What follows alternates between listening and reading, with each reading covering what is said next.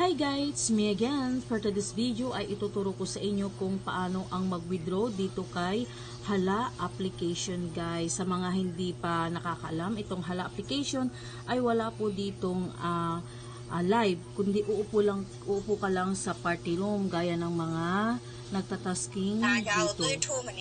Ayan, uupo ka lang sa party room nang naka-open mic. So, ituturo ko ngayon kung paano ang mag-withdraw dito kay Hala. Click yung points. Pero guys, make sure na mayroon na kayong 100,000 points dito kay Hala para maka-withdraw po kayo.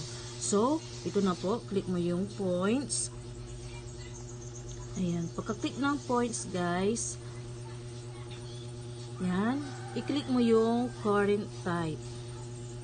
Ayan. Marami ka pong pagpipilian dyan kung anong gusto mong withdrawal method. Kung meron kang USDT, ePay, Binance, pwede yan.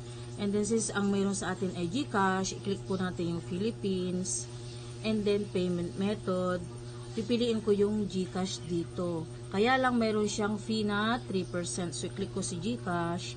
After ko i-click si GCash, i-fill up ko yung account information ng aking GCash account, yung cellphone number ng GCash account ko, ninyo, and then first name ng may-ari ng GCash, family name, apelyido ng may-ari ng GCash. After nyo yung i-fill up, punta po kayo dito sa points amount. So, lagay mo yan.